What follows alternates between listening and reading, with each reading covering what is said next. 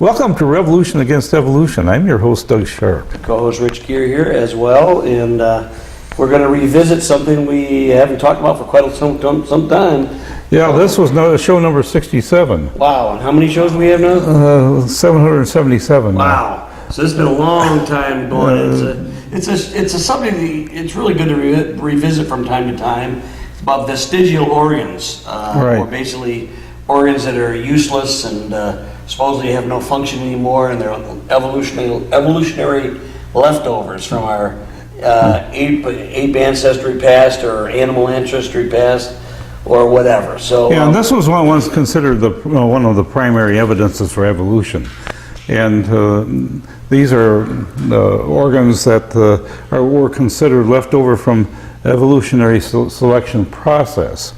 And back around 1900, when this was more popular, they had identified 180 different organs in various creatures besides ourselves to be considered vestigial. And right now, there are none. None. I remember when I was growing up, the most famous ones that I remember growing up in the 50s were basically tonsils and the appendix. Those are the two they would remove pretty... Adenoids. And, adenoids, yeah, that kind of stuff. I mean, I remember getting my tonsils out in the 50s. That was sort of a rite of passage for anybody in the 50s. You're going to get your tonsils out when you had to be about 7 or 8 years old. And I remember getting them out and said, oh, I couldn't wait because I was going to get ice cream. And that's all I was going to be living on for forever, for weeks. But... It was painful. That's all I remember that. And now Jerry Bergman's story about that is pretty interesting. Is that he at 5 years old he was the doctor was concerned about him breathing through his mouth. Okay, so. Okay. Which he's a mouth breather. Okay. So he was a mouth breather, and the doctor told him, well, it's better to have them out now when you're young than when you're older. And he asked, well, why? They have no use, and they should come out as soon as possible. And Jerry, at 5 years old, couldn't understand. But even then he was asking questions in a scientific way, like why would an organ be useless, or why would we have an organ if it was useless? But we actually know better now that you really should not remove anything unless other remedies are tried to take care of it. And people you really have to almost where basically what's the old comedy record when they have to turn traitor on you, man. They have to basically go to the end of it. Even then. Yeah, that was Bill Cosby's. Tonsils back in the day. Yeah, back in the, anyway, but that was pretty much a rite of passage all the way, I would say, through the 60s. I remember when our kids were growing up, and yours probably too, Doug. They started. No, they would not take tonsils out. They began to go almost. You would have to really be in bad shape for them to take tonsils out. And people who have tonsillectomies have 4 times the risk of developing Hodgkin's disease. What is Hodgkin's disease? What is that exactly? Well, that's sort of I think it's a cancer of some sort. That's what I think, but I hear this term, and I think it's a cancer, but I don't exactly know what it is. I've never really looked at it. I know it's something bad, but 4 times, huh, Doug? Well, how about you? Did you get your tonsils out? No, I didn't. And I also kept my wisdom teeth, and I've got a story about that too. But Dan Jannsen just a while ago, so this is still pervasive. When he had abdominal surgery, he had his healthy appendix removed as well at the same time. While we're at it, might as well just take it out.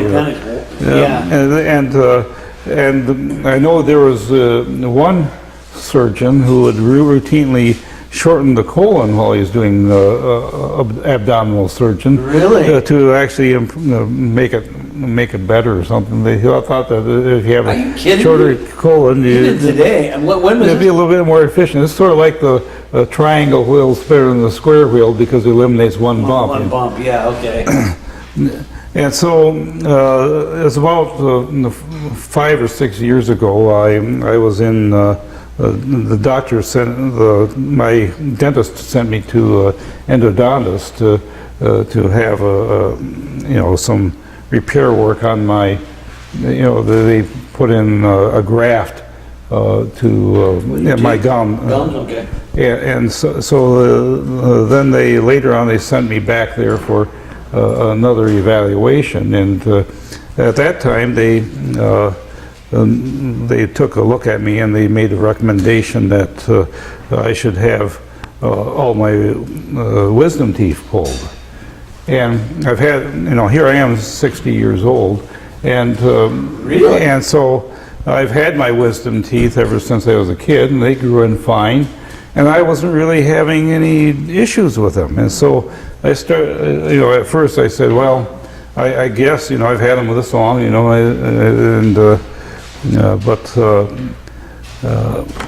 what I really found out was that in cases where you have wisdom teeth, they're a little bit harder to clean.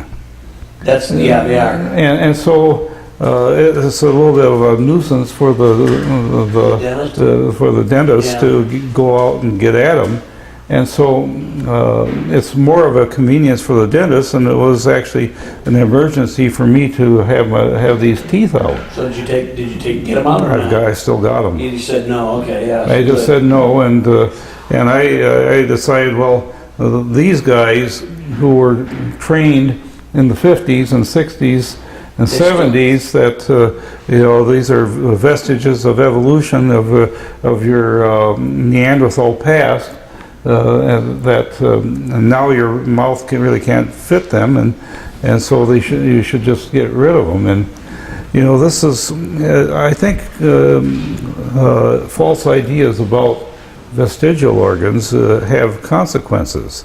I have a quote here from this book by Jerry Bergman. Vestigial organs are fully functional.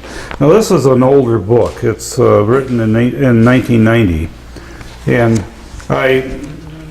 I know Jerry's got an updated version of this, so that's being published right now. But these were some of the things that he wrote about in 1990, and he talked about the one evolutionist who talked about the importance of vestigial organs to the theory of evolution. He was he was proposing that they were actual betrayals, veritable physical survivals, the material scaffolding of the human animal past. So the body of man, emerging from its age-long journey through the animal kingdom, appears laden with the spoils of its distant pilgrimage. These relics were not mere curiosities. They were once part of life's vicissitude. They represent organs which they have been outgrown, old forms of apparatus long since exchanged for better, yet somehow not yet destroyed by the hand of time.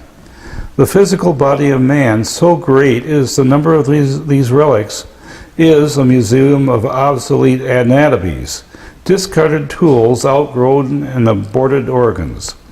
All other animals also contain among their useful organs a proportion which are long past their work, and so significant are these rudiments of a former state of things that anatomists have also expressed their willingness to stake their theory of evolution upon their presence alone. Well, look at the next one by Kinsey. That record is interesting, dude. Okay, in the 1940s, this is Alfred Kinsey. Okay, he's famous for his 1940s research on human sexual behavior, which I think has had a negative impact on society. It hasn't been good. And he expressed that the vestigial organs are a testimony to evolution in this way. It's an important proof of evolution. It's a collection of small and useless structures which are always to be found in species. Vestiges, we call them. They appear to be remnants of things that were well developed and had some use among the ancestral organisms, but which now have almost disappeared into more developed forms. Vestiges are similar to the G's in such English words as rain and sign. The latter is not pronounced in those words and is now useless, but is positive evidence of their origin from the older Latin words regnum and signum. And that's Kinsey was when he wrote it. Well, the thing was, Doug, is that I like that Kinsey, the sex analogist or whatever it is. But we've often talked about how when the abortion issue was first being brought up in serious debate back in the 60s and of course by 73 Roe v. Wade, and when one of the first justifications that I remember hearing is that, well, you're not really a human being at certain stages of the fetal development. You went through what the old ontogeny recapitulates phylogeny. Your embryonic cycle goes through the whole evolutionary cycle. In other words, you start from one-celled organism to multi-celled. You go to a fish stage and an amphibian stage, and those, of course, we've talked about this many times. That the guy that came up with that theory had been discredited, in his own lifetime. It had been proven that he had doctored, no pun intended, the drawings. And that was Haeckel. Ernst Haeckel, and they were still using that evidence as late as the 70s to justify abortion. So Kinsey in the 40s was doing the same thing. The vestigial organs is part of that whole idea that things are left over from your evolutionary past, and yet we still have vestiges of them. And they tried to show that it even happened during the embryonic cycle. And then even after we're born, we still have these useless appendages. But you said at the very beginning, Doug, and we kind of let the cat out of the bag, which is a good thing, there are no vestigial organs anymore. That's right. They don't exist.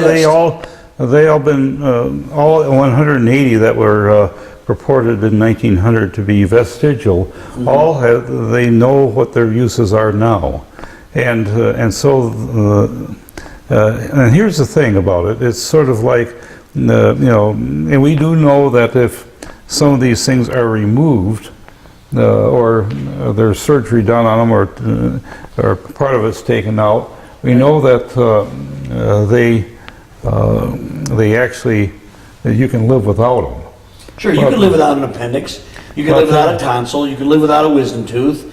And you can live without your right hand or your left hand. Yeah, I'd rather have my left hand and my right. You can live without one kidney. But there's tremendous redundancy that's built within the body, in your body, and it's an engineering marvel that we are built in such a way that if part of us is damaged or taken out, that we still function. But just because that. You have a Mercedes-Benz that has wipers for the headlights, and no doubt you can do without them, but when God designed us, He built us with a luxury model. And so we do have all these different things that are considered to be vestigial. Yet were considered. But even secularists now admit they're not vestigial. Right. They try to redefine some of the definitions. If something got changed over evolutionary time to something else, then those could be considered vestigial. But that's kind of begging the question. It's like, okay, you can make a case for everything in our whole body is vestigial, and they need this. They need this argument. It's like, Doug, I've seen this in evolutionary scenarios where they disprove something. For instance, they disprove the fact that Neanderthal was anything but other than human. But then they go retro back and try to show you how Neanderthal is now not fully human. They need Neanderthal, and then they do things like with Lucy, and they've shown that she's really nothing but an extinct ape, and then they bring her back. They do this to a lot because they realize they don't have any good arguments, and I mean they have, well, let's put it this way, they have good arguments so you actually look at the arguments themselves with the critical thinking and say, this doesn't hold up at all. I still remember the time, Doug, when I was talking about this relates to the vestigial thing, although it's different. When I had a bunch of guys came into it was a lecture at Michigan State University several years ago, and Richard Dawkins came in, and he spent about an hour and a half trying to show you why a plane's wing showed design, but a bird's wing did not. Yeah, I just was...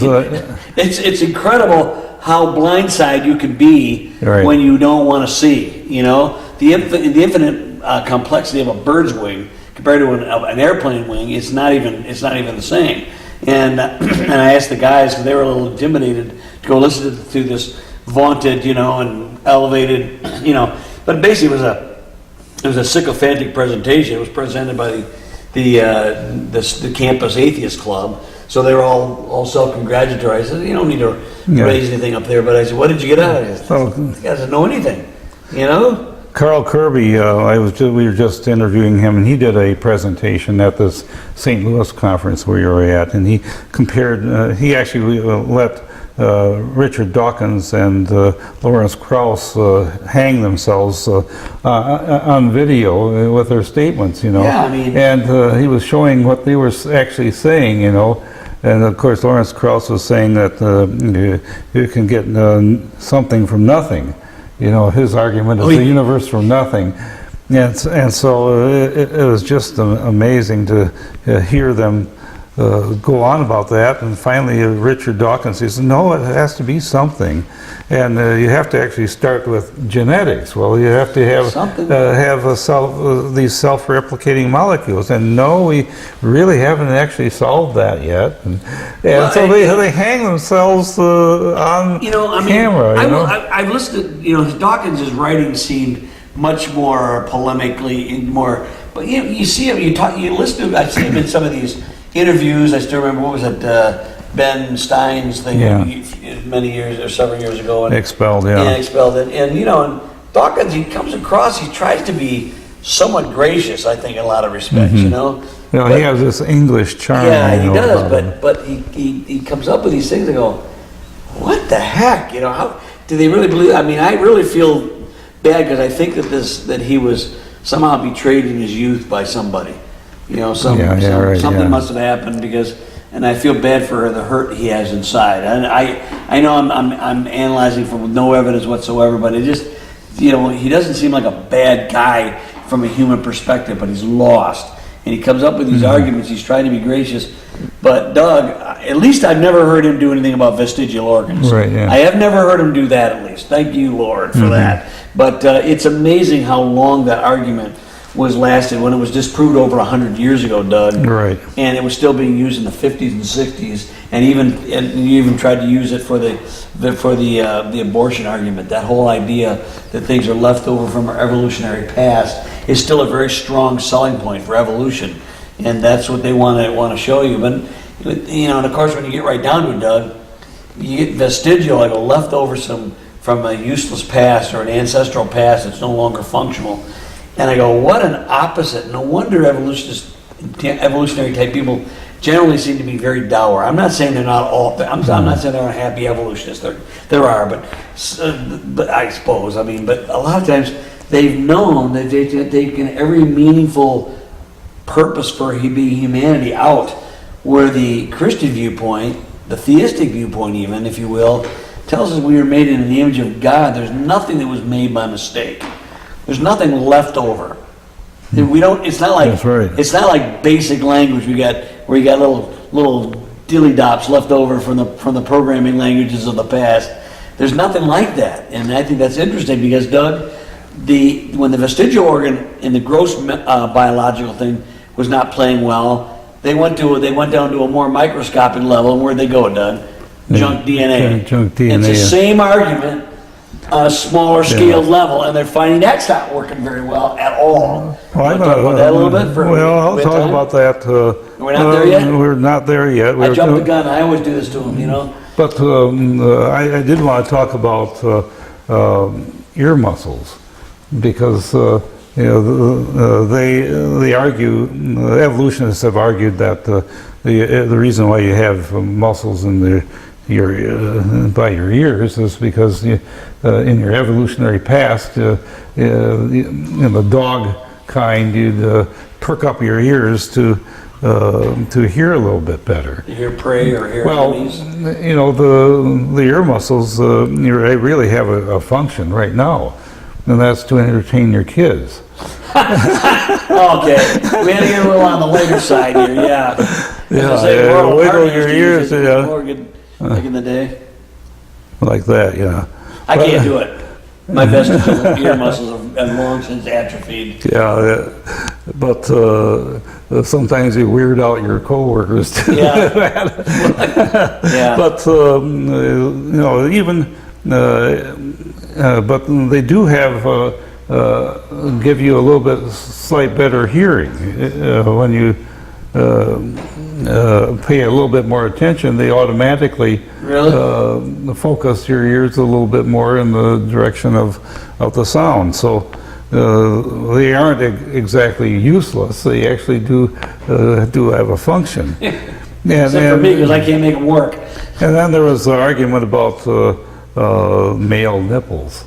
Male nipples? Yeah, but I don't think that there's any evolutionists that would argue that back in the past, the evolutionary past, that the male and the females both lactated. both lactated. But it's just the different way that the males and females developed, and so it's a very weak argument to that. And there was a guy by the name of Wiedersheim. He in the 1940s he he made a catalog of all these hundreds of putative vestigial organs, but nowadays they've actually proven all of Wiedersheim's arguments incorrect. With modern when did he write? In the 1940s. 40s, okay, all right. That's what I thought you said. Yeah. And you were talking about junk DNA, and this is something that we're really finding out now, is that back in the 2000s, when they were doing the Human Genome Project, they were finding all these repetitive sequences that they couldn't understand what they were doing, and so they didn't know what they were coding for, and so what happens is that these repetitive sequences, they served as markers for people to, they were only cutting up lengths of like 300 sequences of nucleotides to sequence, and if they had a repeating section that stayed the same for all this sequence, they couldn't actually code it or figure out where it was. Oh, yeah, sort of like when you're listening to a song and you're in the middle of it, you start singing along with it, and then you get goofed up because you were on the refrain, and it was refrain from singing, you right? couldn't figure out where in the song you were. So it's sort of in the same sequence as that they couldn't sequence it because of these repetitive sequences, and it turns out that there's actually a three-dimensional component to these codes, where the proximity that they have to each other are in the three-dimensional space are make the code versus the actual sequence. So something over here on this end of the DNA connects up to this end of the DNA, and the two of them together form, and this is especially true in RNA, in the RNA sequences, where they form these balls like the ribosomes and things like that, where the code over here affects the code over here, because and so they couldn't figure out what this stuff was doing until they understood it and did X-ray crystallography to figure out where they actually are oriented in three-dimensional space. Well, Doug, I know why, but I mean, it's I'm begging the question is, like, every single time they have something new like this, they immediately jump to the fact that it's a mistake or a vestige or it's wrong, because they don't start with the idea that we were made in the image of God. Right. They don't start from that premise. They start with the premise that it's an accidental nature construct. That's all we are, ultimately, is an accidental nature construct over millennia of time, unending deep time things. It just happened to be this way. And when you start with a premise like that, Doug, we talked about earlier, your sense of purpose and meaningfulness has really been stripped from you. Your humanity has been stripped from you. I mean, well, it's one thing to say, you know, you've been made in the image of God, and another to say you're an accidental construct from a bunch of random things that just happen. But that's what happens with this. It's a nihilistic philosophy ultimately. Right. You know, and what it makes you really. What point do you even have? Why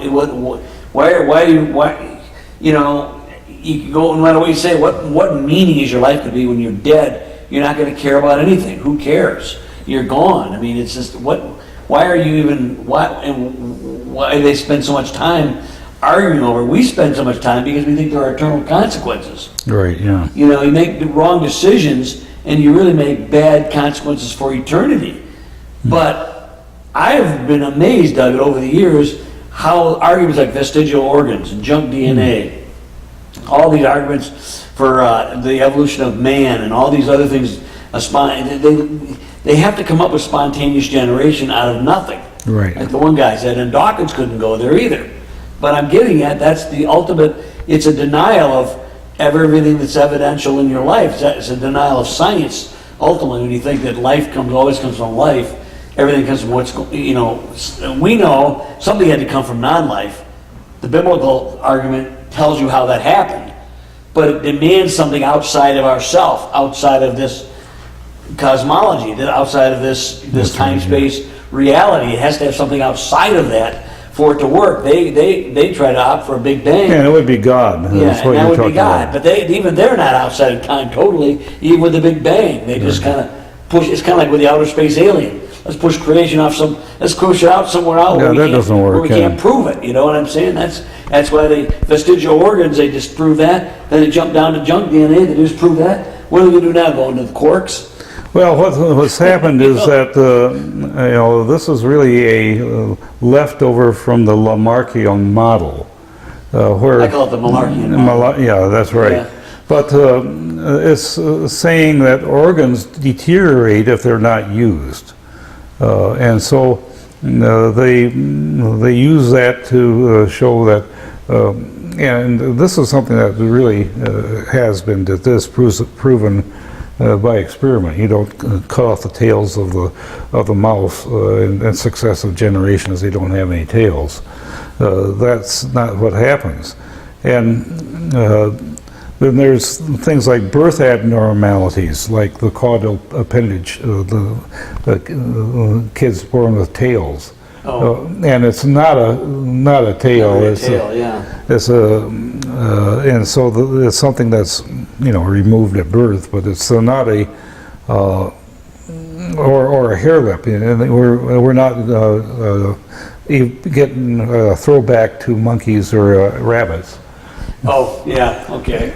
because of this abnormality, and so it's you know, this is some of the things that we understand from science, from you know, and it you know, our from real observation, yeah, real testing, real science. Yeah. So we'll see you next time on Revolution Against Evolution.